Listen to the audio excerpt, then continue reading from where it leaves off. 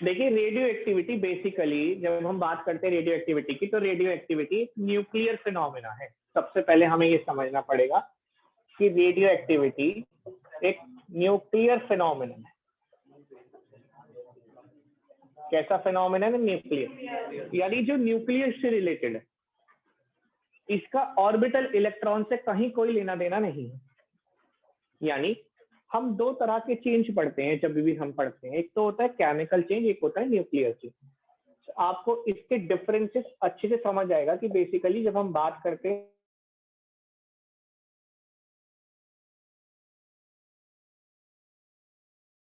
Clear change, ध्यान से समझिएगा, फिर बुक में मार्क्स भी करा दूंगा कि कौन।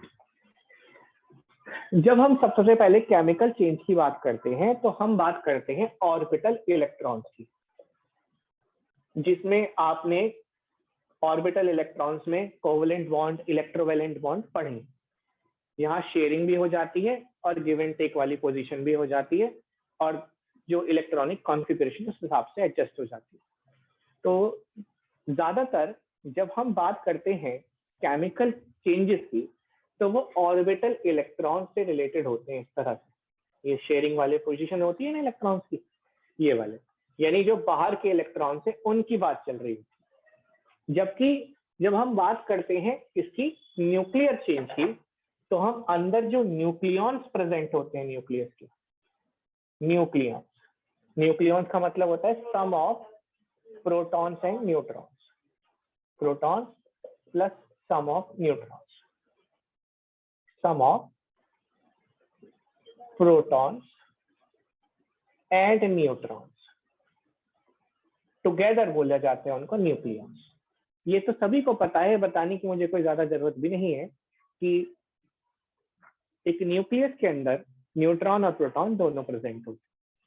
जहां न्यूट्रॉन पर कोई चार्ज नहीं होता, प्रोटॉन्स कैसे चार्ज होते हैं? पॉजिटिवली, और इलेक्ट्रॉन्स नेगेटिवली चार्ज। सबको पता है उनका मास, उनका चार्ज, प्रोटॉन का, इलेक्ट्रॉन का मास, उनका चार्ज, सबको पता है। भाई इलेक्ट्रॉन का चार्ज भी -1.6 इंटू 10⁻⁻19 कूलम, और प्रोटॉन का +1.6 इंटू 10⁻⁻19 कूलम।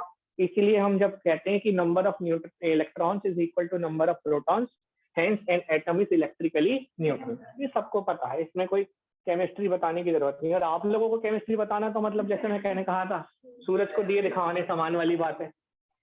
आप तो मुझे फिजिक्स पढ़ाने देते हैं, यही बहुत बड़ी बात है, वरना अरे यहाँ खड़े हो जाए मेरी जगह, मैं समझता हूँ। तो जहाँ केमिकल चेंज की बात होती है, तो हम ऑर्बिटल इलेक्ट्रॉन से एसोसिएट करते हैं, जो बाहर इलेक्ट्रॉन्स प्रेजेंट हैं ऑर्बिट के अंदर, शेल्स के अंदर जो इलेक्ट्रॉन की। वहीं जब हम बात करते हैं न्यूक्लियर चेंज की, तो हम अंदर जो प्रेजेंट न्यूट्रॉन्स और प्रोटॉन्स है उनकी बात करते हैं, जहां न्यूक्लियस का मतलब होता है सम, किसका? प्रोटॉन प्लस न्यूट्रॉन का, जितने भी प्रोटॉन है न्यूट्रॉन। जब केमिकल कोई भी केमिकल रिएक्शन होती है, तो उसमें जो एनर्जी की रिक्वायरमेंट होती है, बहुत कम एनर्जी की रिक्वायरमेंट होती है, फ्यू इलेक्ट्रॉनिक वोल्ट में वो रिएक्शन हो सकती है। अब वो चाहे कैटलिस्ट की हेल्प से हो, जो कैटलिस्ट आपको पता ही है, जो ऑल्टर कर सकता है रेट ऑफ रिएक्शन को, स्लो डाउन भी कर सकता है, स्पीड अप भी कर सकता है। वहीं पर जब हम न्यूक्लियर रिएक्शन की बात करते हैं, तो इसमें जो है mega electron volt energy release होती है, यहाँ पर हायर एनर्जी की रिक्वायरमेंट होती है। प्लस जब कोई भी केमिकल चेंज होता है, तो जो एनर्जी रिलीज होगी वो भी बहुत कम होगी, एनर्जी रिलीज वो फ्यू एमईवी की होगी। लेकिन जब कोई न्यूक्लियर चेंज होता है, तो उसमें huge amount of energy release होती है। जैसे एक छोटा सा एग्जांपल लेते हैं न्यूक्लियर फिजन का। जब हम बात करते हैं न्यूक्लियर फिजन की, तो एक हैवी न्यूक्लियाई दो लाइटर न्यूक्लियाई में जो है स्प्लिट हो जाता है। न्यूक्लियर फिजन में स्प्लिटिंग होती है, ठीक, किसकी? एक हैवी न्यूक्लियाई की into two lighter nuclei. Small nuclei नहीं कहते उनको, कीवर्ड होता है लाइटर न्यूक्लियाई। इस प्रोसेस में जब ये दोनों, एक हैवी न्यूक्लियस दो लाइटर न्यूक्लियाई में ब्रेकअप होता है, तो साथ में ह्यूज अमाउंट ऑफ एनर्जी भी रिलीज होती है। ठीक है, न्यूक्लियर रिएक्टर्स में ये जो एनर्जी रिलीज होती है, हम इसका यूज करके वाटर को बॉईल करते हैं, उससे स्टीम बनाते हैं, और स्टीम से टरबाइन रोटेट करा। स्टीम से टरबाइन कैसे रोटेट होने का मतलब, छोटा सा एग्जांपल ऐसे आप मान सकते हैं कि प्रेशर कुकर की आपने सीटी देखी है, तो जो प्रेशर कुकर के अंदर स्टीम बनती है, भाप बनती है, तो एक छोटी सी चींटी को भी जो स्टीम होती है कितना ऊपर उठा देती है। हाँ यानी तो स्टीम में कितनी ताकत है आप उस चींटी से ही अंदाजा लगा सकते हैं। तो क्या वो स्टीम इतनी अमाउंट ऑफ स्टीम प्रोड्यूस नहीं कर सकते कि टरबाइन घुमाए? तो स्टीम से ही टरबाइन इसलिए घुमाई जाती है क्योंकि स्टीम के अंदर प्रेशर बहुत ज्यादा होता है और टरबाइन सही से रोटेट हो जाती है। क्लियर हुई बात? तो इसमें बहुत कम एनर्जी की जरूरत है या रिलीज होने की जरूरत होती है या एब्जॉर्ब होती है जब जरूरत पड़ती है। इसमें बहुत हायर ऑर्डर की जरूरत पड़ती है, higher order of energy, order of energy. ठीक, जब हम किसी भी केमिकल चेंज की बात करते हैं तो उस केमिकल चेंज में प्रेशर से फर्क पड़ जाता है, इंक्रीज या डिक्रीज प्रेशर करने से, टेम्परेचर बढ़ाने या घटाने से फर्क पड़ जाता है, फ्रीजिंग से फर्क पड़ जाता है, कैटलिस्ट से फर्क पड़ जाता है। हाँ या ना? यानी जितने भी फिजिकल चेंजेस से कर सकते हैं उन सब से ये रिएक्शन पर फर्क पड़ जाता है केमिकल से। हाँ या ना? भाई कैटलिस्ट का एग्जाम्पल लिया, जो है रिएक्शन को स्पीड अप भी कर सकता है और स्लो डाउन भी कर सकता है। प्रेशर आपने बॉयस लॉ, चार्ल्स लॉ पढ़ा ही है, उसमें कोई मुझे बताने की जरूरत नहीं है। प्रेशर से फर्क पड़ जाता है, टेम्परेचर डिक्रीज या इंक्रीज से भी फर्क पड़ जाता है, सब कुछ हो जाता है।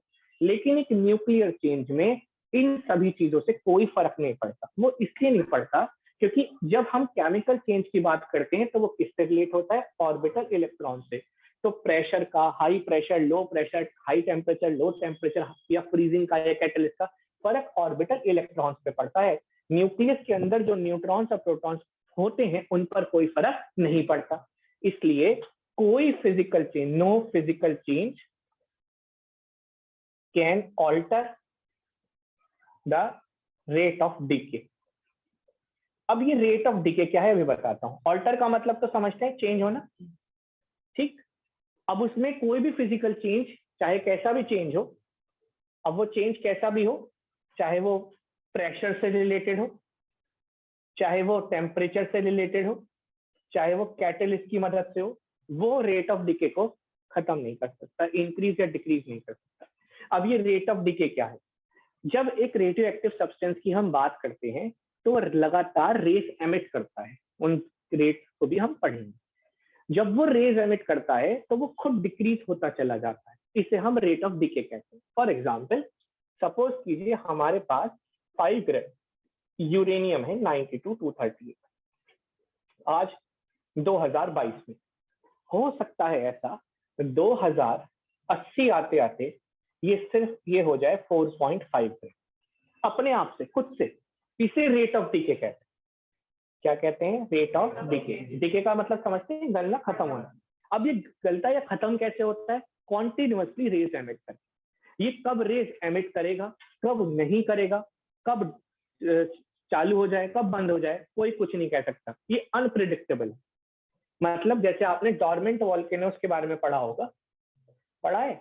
डॉर्मेंट वॉल्केनोस वो होते हैं जो कभी भी फट पड़ सकते हैं।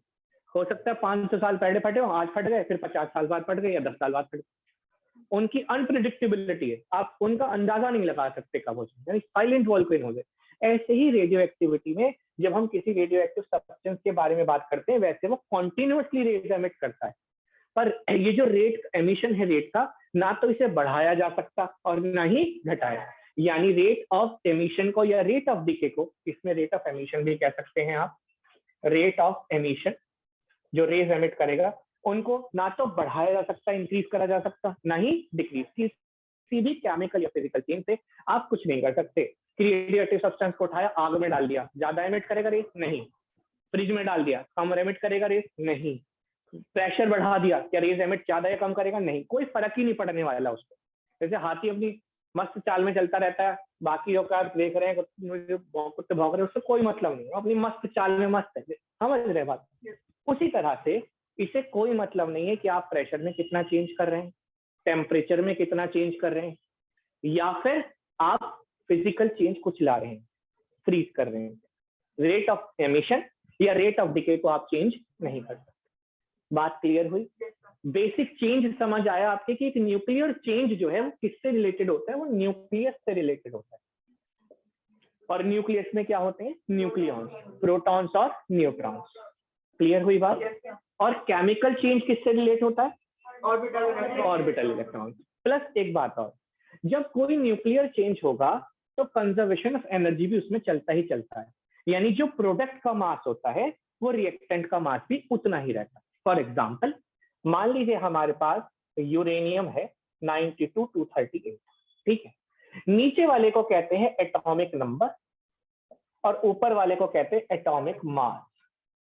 यानी अगर एक एक्स एलिमेंट है तो इसको Z से रिप्रेजेंट करते हैं, इसको A से।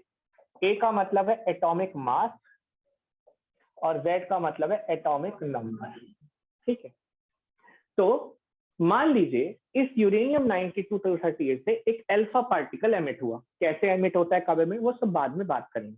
फिलहाल मैं समझाता हूँ प्रोडक्ट और रिएक्टेंट सेम कैसे। एक अल्फा पार्टिकल एमिट हुआ, ये सिंबल भी बाद में समझाया जाएगा बेसिक तरह। फिलहाल आपको सिर्फ छोटा सा पॉइंट मुझे समझाना है, उसे देखिए आप।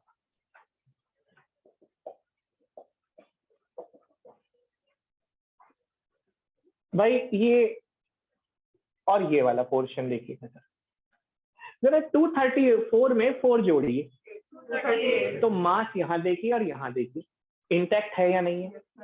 अच्छा ये 92 लिखा है, जरा 90 और 2 जोड़िए, है इंटैक्ट या नहीं, कोई चेंज है, कुछ नहीं। यानी कि थर्ड पॉइंट ये कहता है कि जब कोई न्यूक्लियर रिएक्शन होती है तो प्रोडक्ट और रिएक्टेंट का मास जो आएगा वो क्या आएगा, सेम आएगा, उसमें कोई चेंज नहीं होगा, चाहे वो एटॉमिक नंबर हो और चाहे वो मास नंबर। देखिए मास में भी 234 + 4 238 इंटैक्ट है और 90 + 2 92 भी इंटैक्ट है, कोई प्रॉब्लम है, ठीक है। इसके बाद आते हैं हमारे ऑर्बिटल इलेक्ट्रॉन से। 3 चीजें हमें पढ़नी है, आइसोटोप्स, आइसोबार्स और आइसोटोन्स। उन्हें समझना है क्योंकि आइसोटोप्स जो पहला पार्ट है वो बहुत इंपॉर्टेंट है। आइए देख लेते हैं थोड़ा सा उसे, उसके बाद आगे बढ़ जाइए। पॉइंट समझ आया कि रेडियो एक्टिविटी एक न्यूक्लियर फिनोमिना क्यों है, क्योंकि फ्रीजिंग से, चेंज इन प्रेशर से, चेंज इन टेम्परेचर से इसके रेट ऑफ एमिशन या रेट ऑफ डिके पर कोई फर्क नहीं पड़ने वाला, क्योंकि ये इनसाइड द न्यूक्लियस से रिलेटेड है, इससे ऑर्बिटल इलेक्ट्रॉन से कोई मतलब नहीं है।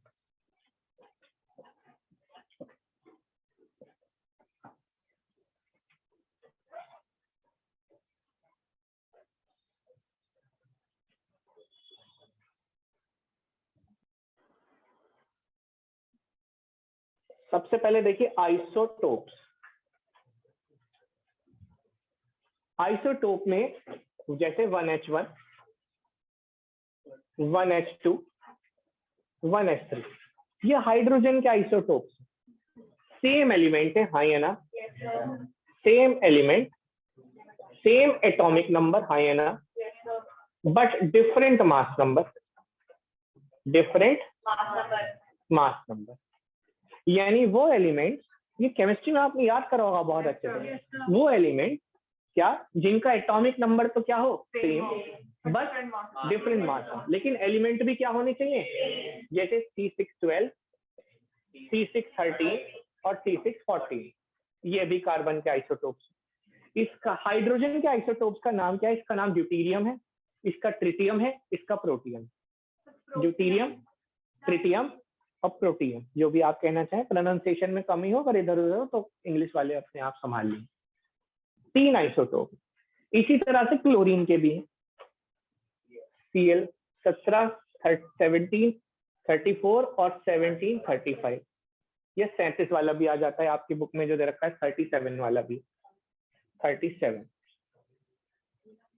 3 याद क्या करना है एग्जाम पॉइंट ऑफ व्यू से, 2 चीजें याद करनी है, पहला आइसोटोप की डेफिनेशन और दूसरा कम से कम उसके 2 एग्जाम्पल।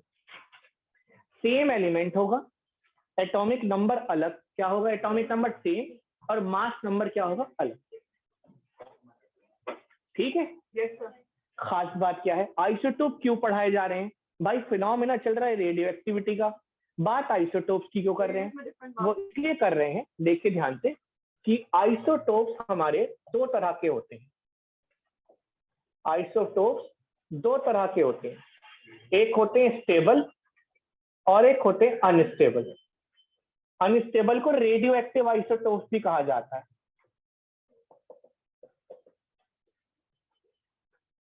स्टेबल आइसोटोप्स वो होते हैं जिनकी न्यूट्रॉन नियरली इक्वल होते हैं, nearly equal to proton, nearly equal to protons.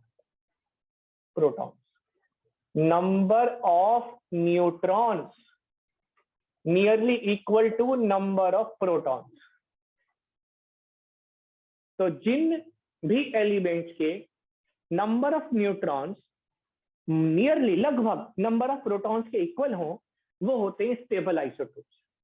अब आती है बात रेडियो एक्टिव आइसोटोप्स या अनस्टेबल कि अगर हम एक प्रिडिक्टेबिलिटी चाहें, एक लमसम एक क्राइटेरिया चाहें कि भाई रेडियो एक्टिव आइसोटोप्स या रेडियो एक्टिविटी का फिनोमेना जिस भी एलिमेंट में या जिस भी सब्सटेंस में होता है, क्या उसका कोई क्राइटेरिया हो या कुछ उसका कोई पहचानने का तरीका हो, तो हाँ, पहचानने का तरीका है। जो रेडियो एक्टिविटी वाला फिनोमेना है वो रेडियो एक्टिव आइसोटोप्स में शो होता है। वो रेडियो एक्टिव आइसोटोप्स कौन से होते हैं? जिनमें नंबर ऑफ न्यूट्रॉन ज्यादा हो नंबर ऑफ प्रोटॉन। वो सभी आइसोटोप्स जिनमें नंबर ऑफ न्यूट्रॉन ज्यादा होंगे किससे? नंबर ऑफ प्रोटॉन से। Number of neutron greater than number of proton. आइए एग्जाम्पल देता हूं। Uranium 92-235, uranium 92-238। बहुत ध्यान से एग्जाम्पल देखिएगा। अगर इस एग्जाम्पल में देखें तो अगर आपको नंबर ऑफ न्यूट्रॉन्स निकालने होते हैं, क्या निकालने होते हैं? तो आप मास नंबर में से एटॉमिक नंबर यानी प्रोटॉन्स माइनस कर देते हैं। अब मैंने एटॉमिक नंबर या प्रोटॉन्स क्यों लिखा? शॉर्ट फॉर्म में बता देता हूं। जितना एटॉमिक नंबर होता है, एटॉमिक नंबर उतने ही इलेक्ट्रॉन होते हैं और उतने ही नंबरिंग में उतने ही होते हैं। शॉर्ट में लिख रहा हूं कि एटॉमिक नंबर जितना होता है, जितने जैसे 92 एटॉमिक नंबर है तो उतने ही 92 इलेक्ट्रॉन होंगे और उतने ही क्या होंगे? प्रोटॉन। अगर नंबर ऑफ न्यूट्रॉन्स निकालने होते हैं तो मास नंबर में से एटॉमिक नंबर हम माइनस कर देते हैं। तो चलिए माइनस करते हैं। यहाँ 235 में से 92, 5 में से 2 गया, कितना बचा? 3। यहाँ आएगा 4 और यहाँ 1। यहाँ माइनस करिए 146। ये न्यूट्रॉन आए हैं, हाँ या ना? ये क्या आए हैं? Number of neutron. वो सभी आइसोटोप्स रेडियो एक्टिव आइसोटोप्स होते हैं जिनमें नंबर ऑफ न्यूट्रॉन ज्यादा हो किससे? नंबर ऑफ प्रोटॉन से। आप यहाँ पर हालत देखिए कि यहाँ पहले वाले केस में प्रोटॉन सिर्फ कितने हैं? 92 और न्यूट्रॉन कितने हैं? 138। कंडीशन है number of neutron more proton, इसलिए एक रेडियो एक्टिव आइसोटोप। दूसरे वाले केस में भी देखिए नंबर ऑफ न्यूट्रॉन्स आपके 146 है और प्रोटॉन कितने हैं? 92। इस केस में भी number of neutrons more than number of protons. Board में क्वेश्चन कई बार रिपीट हुआ है, क्वेश्चन पूछा जाता है that when what are radioactive isotopes? पहला पॉइंट तो आंसर होता है the isotopes which are having where number of neutrons are more than. और when can you predict an element can be radioactive? If in an element the number of neutrons are more than the number of protons, then we can say that it is a radioactive element. ये एक छोटा सा पहचानने का तरीका है। समझ आई बात?